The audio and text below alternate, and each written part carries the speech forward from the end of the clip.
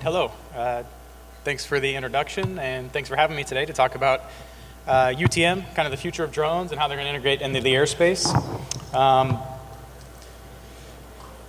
UTM might be a new thing to a lot of folks in the audience, so I'm really going to get into detail about what that is as I go through. You know, as I was preparing for this, I was thinking about how I might open, thought about the various jokes I might use.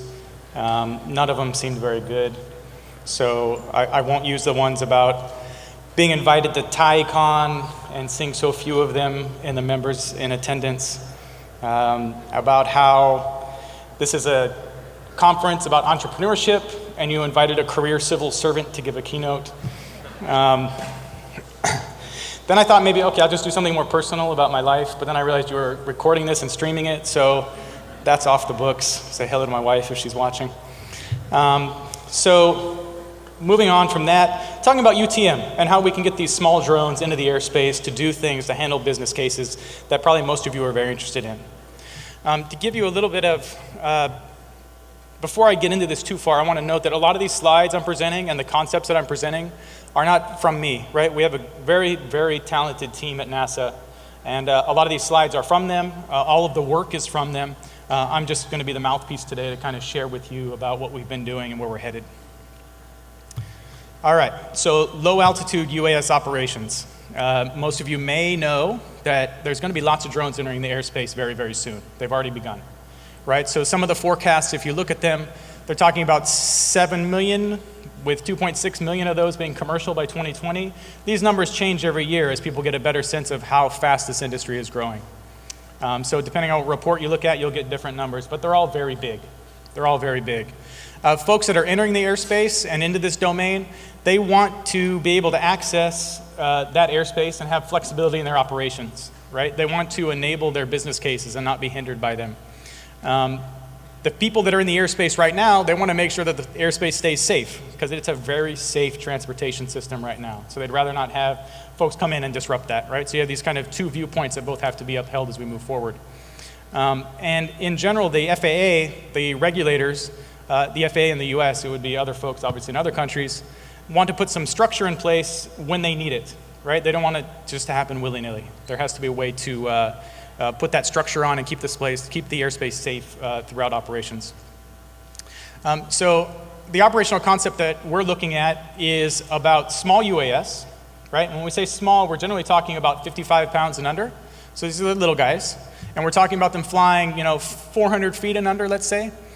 Even with those limits, you guys can imagine there's a lot of business cases that are enabled just with those parameters, right? As you start talking about larger drones that enter and interact with manned aviation at higher altitudes, there's a lot of different issues involved with that. NASA's involved in that research, but this is a complementary project to that where we're talking about the low altitude for small drones.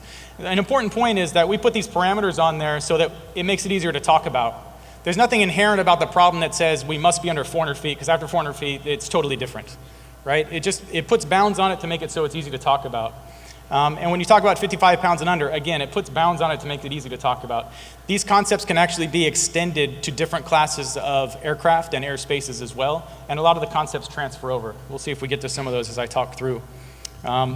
So to think about these small drones, what opportunities exist in the near future, right? I don't think I have to explain this in a lot of depth, but you can imagine, if you look at all those green arrows, we're kind of pointing at things that you can do with the drones, right? Things you can go do and charge money for and accomplish. Then there's things on those yellow arrows are pointing to that kind of support those operations, right? There's folks that have to enable this. If I'm a wedding photographer, I don't want to worry about drone manufacturing or necessarily logging all of my missions, but there's folks that have to help me organize those things, right? Also, if I'm that wedding photographer, it might be easier if I could rent a crew to fly it for me, right? So there's a lot of ways that there's a lot of business opportunities to make this spread across in a horizontal way. And that's all I'm trying to point out here. I'm not going to spell out every business opportunity you could think of, but this just shows that there is a large number of them. So this kind of begs a larger question, right? So if we're talking about 7 million drones potentially entering the airspace in the next 5 to 10 years, how do we handle millions of new aircraft entering the national airspace system, right? It's not an easy question, right? Again, The US National Airspace System is very safe, and it's very, very complex, right? So when you're throwing this new technology into it, it has to be done in kind of a steady, thought-out way, and which is painful for some folks, but it's a necessary step. So how are we doing that? Well, we're doing that through this thing called UTM, UAS Traffic Management, right? So it's basically an air traffic management ecosystem for this low-altitude airspace. Again, I talk about uncontrolled airspace in this slide. If you're familiar with the airspace, this would be Class G. But we're not restricted to Class G in the concept, right? There's ways to get into other classes and still use pieces of this concept throughout there. But again, it's easier to bound the conversation when we talk about uncontrolled airspace. UTM, we use the industry's ability to kind of supply services, and then we use the FAA's regulatory authority where those services don't exist. And we figure out how those things match up. Right, the FAA really actually doesn't want to get too involved in folks' business down here. They are really interested in making sure the airspace stays safe, and if we can guarantee that on the industry side, then they would actually be happy to kind of take a step back on many of the things they normally do with manned aviation, right? So it's a matter of finding that balance. Where do we draw these lines in terms of authority and responsibilities and roles? And that's a big part of what UTM is about. One thing to point out is UTM is kind of envisioned to be a very highly automated system, right? So as you think about your business case integrating with the airspace, it should be easy for you to write software, follow the regulations, get things checked out without necessarily having to call a controller every time you want to fly, right? Or calling an air traffic controller every time you want to take off from somewhere nearby. So the data exchanges are automated, the protocols for doing that are automated, and we're not adding a bunch of personnel on the FAA side to handle this kind of traffic. All right, so that's a key concept here. When you think about what the situation's like today, right, if you've tried to fly drones in the airspace, you know that there's kind of a mishmash of rules that you have to look into and you have to satisfy. It used to be in the recent past, you had to get this Section 333 waiver, which had to do with the airworthiness of your vehicle, right? Normally, if you fly around commercially in the airspace, you have to have an airworthiness certificate. You can't really get one of these for these small drones very easily, so you have to get a waiver for that from the FAA, so it's a long application process. Nowadays, there's a Part 107 rule, which allows you to do some commercial operations within visual line of sight. But if you want to waive any of the rules within Part 107, you got to apply for that waiver. And again, it could take months to get that approved, right? And if you flew in the past before, you may have to get a COA, the Certificate of Authorization, which allows you to do a certain kind of operation in a certain space with a certain kind of vehicle. And again, that's an application process that people have to look at and read and make sure it's okay to go. The idea is to funnel all these down to a system that's more automated and codified, right? And that's what UTM would allow to happen. I'm not going to get much more into the legal aspects of this. There's a panel a little bit later that's all filled with lawyers, and they will kind of fill you in a lot of those details. So I'll back off this part now just to let you know that regulatorily it's been kind of complex up to now, and UTM is aimed to try and ease some of that complexity to allow the business cases to occur. So one question, I don't know if it's on your minds yet, but it comes up a lot. One of the big questions is, why is NASA doing these air traffic management UTM things? What is NASA, flies to Mars and stuff like that, right? So why are we doing this? Well, actually, we do have quite a history. I'm going to borrow a Kennedy quote that was to something totally different, but it was still about NASA, right? We're doing it because it's hard and it's necessary, right? And NASA has actually a long history of air traffic management research. And air traffic management is a very key component of aeronautics and aviation in general, right? And aeronautics is in our name. People usually forget that and they focus on the S part, right, the space. But aeronautics is in there and we focus on it a lot. So ATM is very important when you think about having more than one vehicle in the airspace interact with each other. How are you going to manage that? And then when you get up to thousands, how are you going to manage that? And when you get up to millions, how are you going to manage that? So there's a lot of issues that have to be worked out there. All right, so what are some things that this UTM system that I'm alluding to would actually do, right? So if we think about it, basically, it's providing services so that bad stuff doesn't happen, right? We want to make sure that drones don't run into manned aviation. We want to make sure that drones don't run into each other. We want to make sure that if you're a police drone, you may have some kind of priority in the airspace. We want to make sure there's a common situational awareness, right? So if I'm a drone operator and I see one thing and you're a drone operator and you see another thing, the things that you're seeing are described in the same way such that everyone has the same understanding of the airspace, right? So how do you create that common situational awareness in this automated way, especially when there aren't human eyes seeing everything in the airspace at once? So UTM kind of facilitates all of these things and more, right? So conceptually, that's what we're going for with UTM. So let me mention, most of this is kind of strategic, right? We're not talking necessarily about very tactical vehicle-to-vehicle technologies, but the question is, how do those vehicle-to-vehicle technologies work into this strategic framework, right? If we know we have certain vehicle-to-vehicle technologies, that enables us to make different decisions about the strategic number of aircraft we allow into a given volume of airspace, right? So all these things interplay with each other. So let me talk a little about how we're approaching this problem, right? Eventually, we want to allow all these amazing business cases to be flying around, right? We want people to be delivering packages. We want public safety folks to be flying around. We want people to be able to take pictures of things. We want to allow all these things to happen. Infrastructure monitoring, agriculture, all these activities should be enabled in the airspace. In order to get to this beautiful picture of drones doing all these helpful, amazing things in the airspace, we have to take a kind of a crawl, walk, run approach, right? We can't just jump to this and figure out what the issues are. So we've kind of scoped things down into this technical capability level structure. So TCL1 is a scoping of the problem down to rural environments for line of sight operations. Again, not too complicated, things that we can wrap our head around and things we could demonstrate. We demonstrated such a system in August 2015, right? So we showed that you could fly a couple of drones not too far away from each other, you could exchange data and people know what people are doing, and you have a way to alert people when something goes wrong, and in general, things work well, right? It's not rocket science, as they might say, right? This is something we can do now. Then we move up into this TCL2, this technical capability level 2, where now we're kind of doing the same thing in these low-risk environments. We're kind of in the rural area. There's not too many manned vehicles flying around there. But we're allowing now the operators to go beyond visual line of sight with their vehicles, right? So now you can actually fly, several kilometers away from where you took off, and you can perform your mission and come back, right? Again, without the expectation of having a bunch of people underneath you or running into a building or having a Cessna fly across your airfield. So in that environment, you can actually enable a lot more kind of missions. So we demonstrated this in October 2016. We showed how this would mostly work. When we go up into TCL3, now we're talking about, let's think about if there's structures and people underneath you now, what additional processes and procedures have to be in place to enable these kind of business cases. So now we're talking about limited package delivery. We're talking about public safety. We're talking about different kind of infrastructure monitoring now, where there are things around you should worry about falling onto, right, or running into. Be careful of those things. We're planning for this one now, right? So this demonstration will happen this calendar year, where we think about the different policies and procedures and technologies that have to be in place. When I say demonstrate, we're actually out in the field with our partners flying these things, collecting data, right? So we have reports on these things I can point to a little later. Now, when we get to TCL4, we're talking about the full package now, right? We're flying around in downtown San Francisco, zipping around, interacting with all kinds of stuff. What has to be in place to enable this to happen? Right, so this is our target by 2019 to have a picture, a ConOps, a fully fleshed out idea of how this would occur. And the idea is that we would transfer all of this over to the FAA to figure out how they might want to implement it in the future.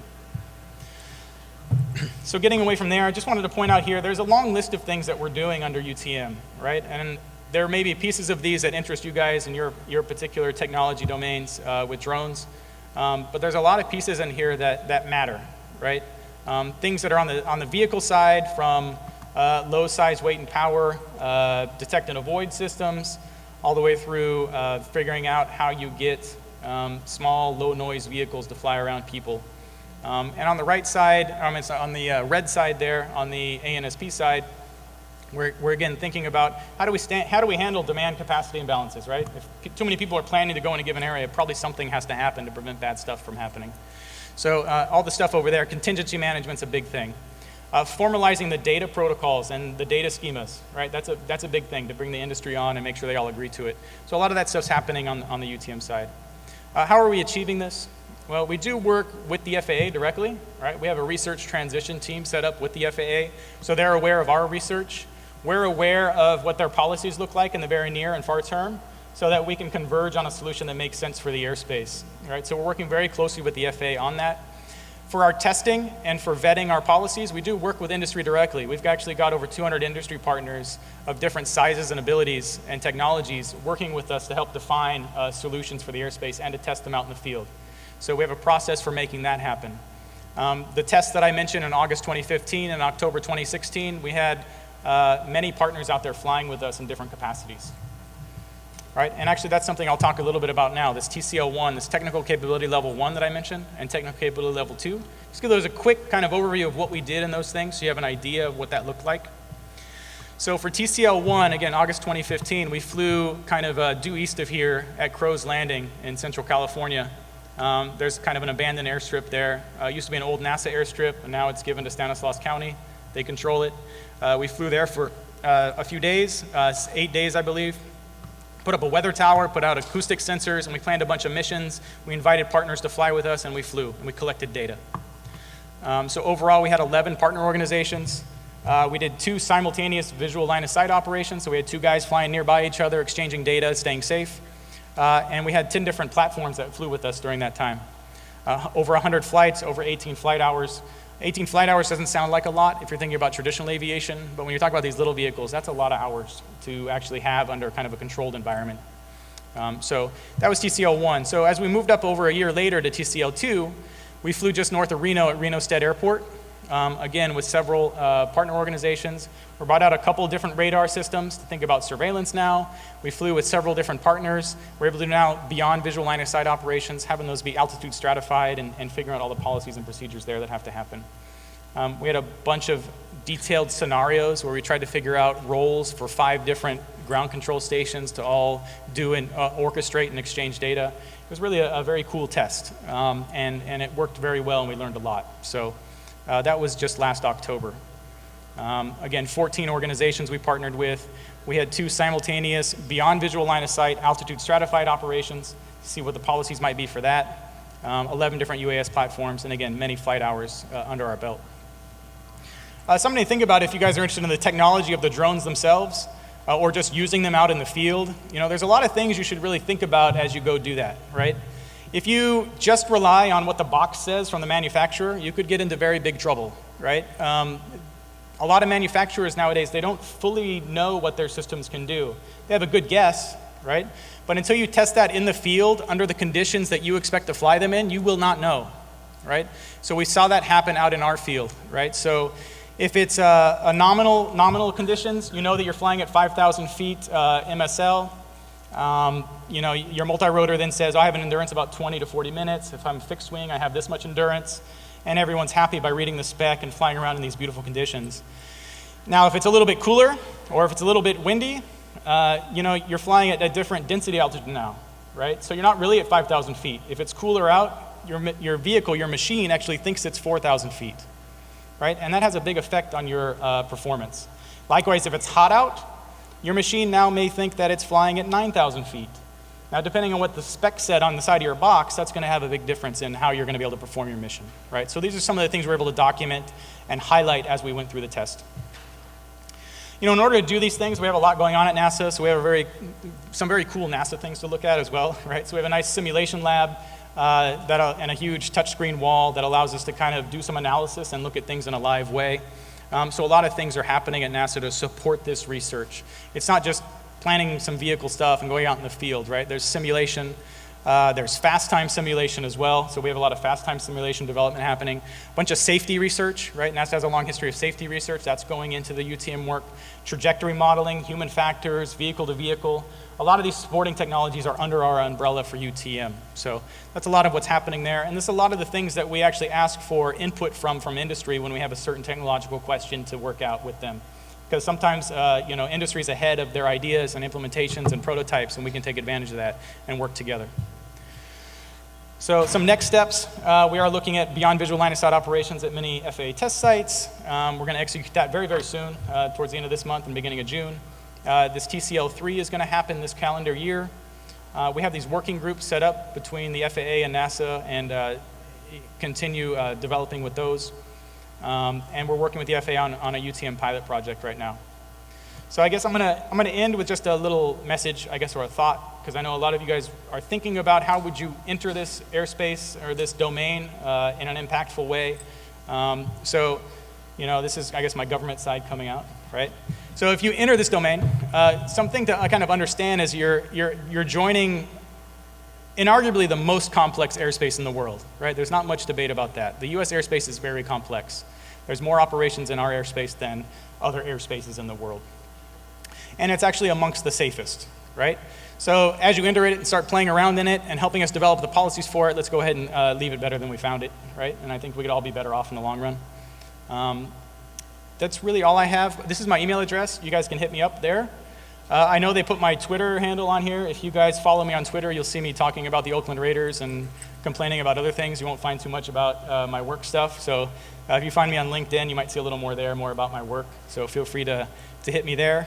And if you want more information, we do have a website, utm.arc.nasa.gov. So if you go there, that's our project webpage, and we have a document section in there which would give you all of our technical publications to date, and we keep that up to date so you can see kind of the work that we've been doing. Other than that, if we have a few minutes, I'd be happy to take questions. Otherwise, thank you for your time.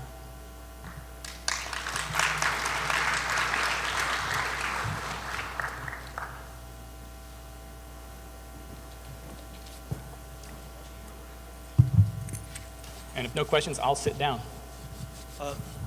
So what about the flying car? That's another development that's going on, and how that will impact the flying space, heights, and interaction with the drones.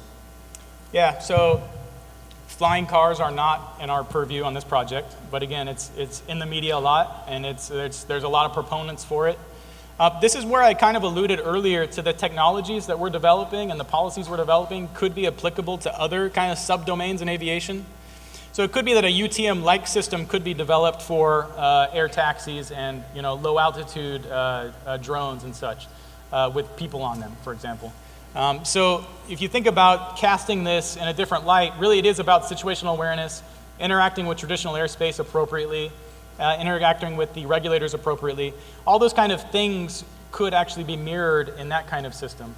And we do talk directly with the people that are very interested in this domain, and many of them have pointed to UTM as a potential construct that could allow this to happen sooner than later. But again, it's not under the purview of us directly, but hopefully we build up a framework such that other domains are possible, right? Very high altitude aircraft are another one, where if you think of a UTM-like construct may work well up there as well. Or again, the flying cars or whatever it might be. This data exchange and integrating with traditional aviation still matters in those domains.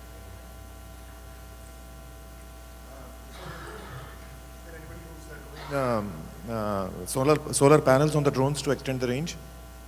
Solar panels on drones to extend the range? Yes. Yes. That's a concept that exists, folks have technology for, and has been field tested. Again, we don't typically point out what individual private partners are doing, but you will find work on that definitely happening. Yep. I don't know if... Hello. Yeah. So, yes. I know this is a pretty interesting space, but on some of the things I'm pretty curious and maybe a little concerned about, how there are issues when you have the drones flying. What happens to the birds? How are you addressing those concerns as well? Like the noise, so many people are going to use it. What happens to the birds because they would be in the similar range? I don't know. I'm just curious to kind of know, is there anything happening there? Yeah, so if we talk specifically about birds, there's two issues there that I know of. One, it's disturbing the natural world, right, which we try and minimize. And there's also the potential for birds striking vehicles and causing havoc, right? So yes, most of that's handled in the safety case, and then in the overall concept, figuring out how the drones affect environmentally, including the noise. Those kind of impact studies are part of the research overall. So I can say, yes, those concepts are being thought about, and they would be part of the end concept. What technologies do you need on board your drone to avoid bird strikes or to handle a bird strike appropriately? And if your drone is approved for flight in the airspace, does it satisfy the noise requirements for that airspace, right? So these are questions that are being looked at. I guess at a high level, I could answer it that way. Yeah, I don't want to be a devil's advocate, but in reality, the drones can go into a bad guy's hand. Can go into where, I'm sorry? Some bad guys, like terrorists might use drones, for example. So the assumption here is that everybody is kind of normal people in doing it. But now you are providing a vehicle through drones where something can be delivered which could be more dangerous. It's very hard to regulate that, and number two, it's very hard to enforce. So you're talking about how do you regulate non-participants? Yeah, not Yeah. non-participant, the non-participant, not participant in some way, but had a bad intent. For example, terrorists. Well, I'm saying if we're not supporting terrorists performing Yeah, I know, activities. but So you'd be a non-participant in the system Oh, as a okay. whole. So I think just think about it that way. One of the things is being able to identify legitimate operations. So if you can identify quickly legitimate operations in the airspace, that helps mitigate the issue of guys flying around above you. Right, so if law enforcement knows that this drone right here is in the UTM system and has a known mission plan, and we know who the owner of the aircraft is, then yeah, we probably think that's okay.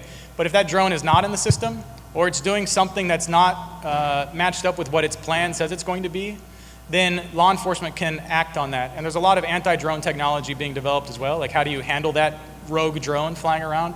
So there's several pieces to that, and there's a lot of folks interested in each aspect of that. So UTM is really about that situational awareness. So how can you identify that bad actor quickly so that the other processes can start to take place to kind of keep safety in the system? So, I can't hear you, I'm sorry. But that's a high-level answer at that. Hi, just a question. Yeah. So Class E airspace, VFR aircraft, free flight, hang gliding, paragliding. Sure. What kind of measures are you guys putting in place so that someone flies a drone, let's say 500 feet high, and there's a VFR aircraft with no flight plan?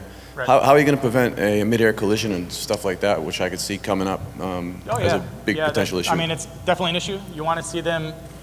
This is, again, keeping the airspace at least as safe as it is now, right? We don't want to make it more unsafe. That's definitely something that we kind of all agree on generally.